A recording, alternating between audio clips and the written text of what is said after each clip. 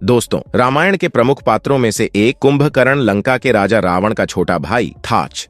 कुंभकर्ण अपने भाई रावण की तरह ही तपस्वी थाच। कुंभकर्ण ने कठोर तप करके कई वरदान प्राप्त किए थे। एक वरदान की वजह से ही कुंभकर्ण 6 महीने सोता था और 6 महीने ही जागता था।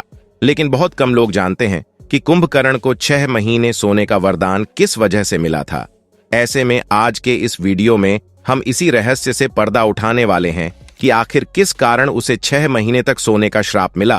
साथ ही यह भी बताएंगे कि उसने अपने भाई रावण को युद्ध रोकने और भगवान श्री राम से माफी मांगने को क्यों बोला था।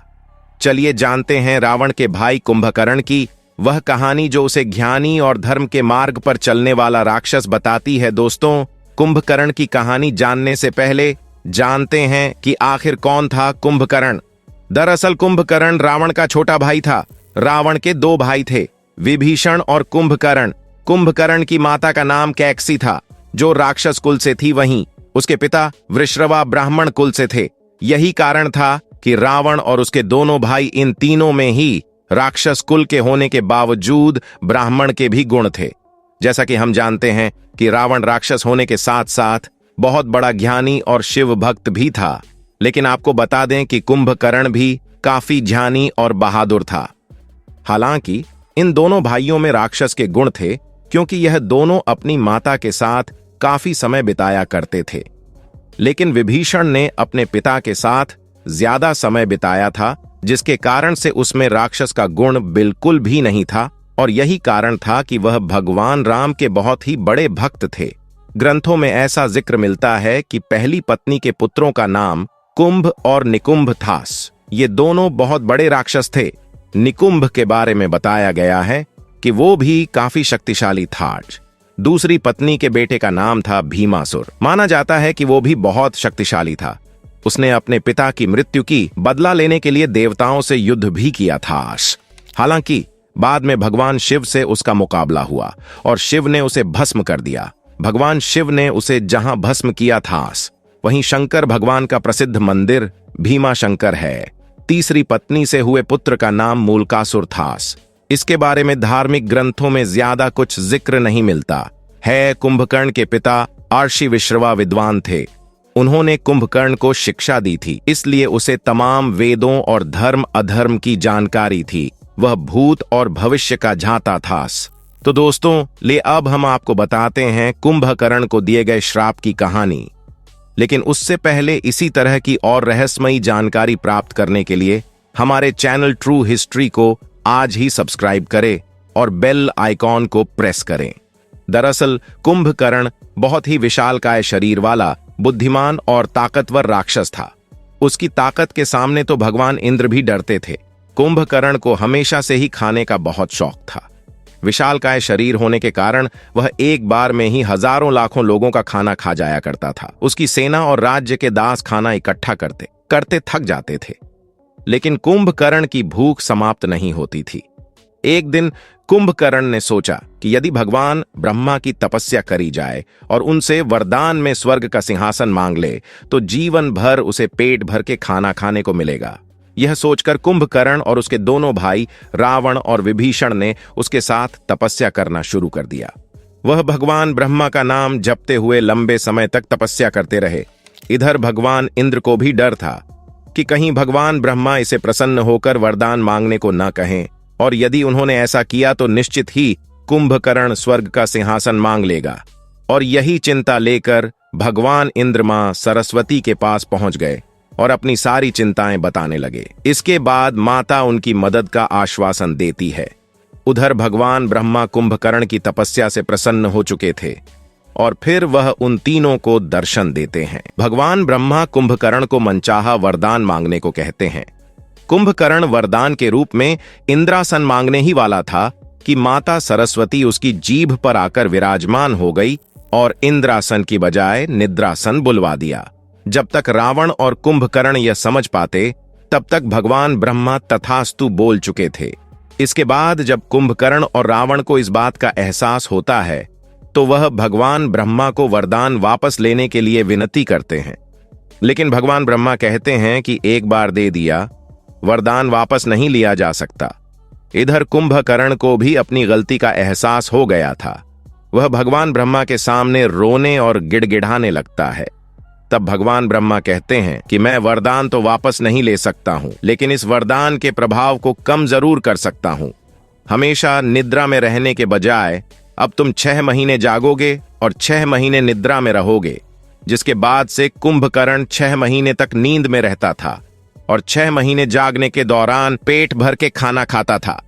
लेकिन इस 6 महीने के दौरान वह इतना खाना खा जाता था और खाना न मिलने की सूरत में वह और भी ज्यादा गुस्सा हो जाता था, जिसके बाद वह अपने सामने आने वाली हर चीज को खाना शुरू कर देता था। रावण भी इस बात से बहुत परेशान था और उससे अपने भाई की यह हालत देखी नहीं जा रही थी। जिसके बाद रावण ने एक बार फिर से ब्रह्मा जी की तपस्या करी और जब प्रसन्न होकर ब्रह्मा जी उसके सामने आते हैं तो रावण ब्रह्मा जी से कुंभकर्ण के 6 महीने जागने के वरदान को बदलने के लिए कहता है। जिसके बाद ब्रह्मा जी वरदान को बदल देते हैं और इस बार कुंभकर्ण के लगातार 6 महीने सोते रहने और 1 दिन जागने का वरदान देते हैं, जिससे कुंभकर्ण का सारा जीवन सोते हुए ही बीतता है। 6 महीने तक निरंतर सोने के बाद वह केवल 1 दिन के लिए जागता था। दोस्तों, जैसा कि हम जानते हैं कि कुंभकर्ण का जिक्र रामायण में तब होता है जब माता सीता का अपहरण कर लेने के बाद भगवान राम और उनकी वानर सेना के साथ रावण का युद्ध होता है। रावण की विशालकाय सेना जब भगवान राम की सेना के सामने हारने लगती है, तब अंत में रावण अपने भाई कुंभकर्ण की मदद लेने की सोचता है। लेकिन उस समय कुंभकर्ण अपनी निद्रा अवस्था में होता है और इतने विशालकाय भाई को गहरी नींद से उठाना बहुत ही कठिन काम था। फिर भी उसने अपनी लगभग आधी सेना को कुंभकर्ण को उठाने के लिए भेजा। उधर कुंभकर्ण गहरी नींद में सोया हुआ था। पूरी सेना उसे जगाने की बहुत कोशिश करती है। कुछ लोग सीढ़ी के जरिए उसके पेट पर चढ़कर छल उछल कर उसे जगाने की कोशिश करते हैं।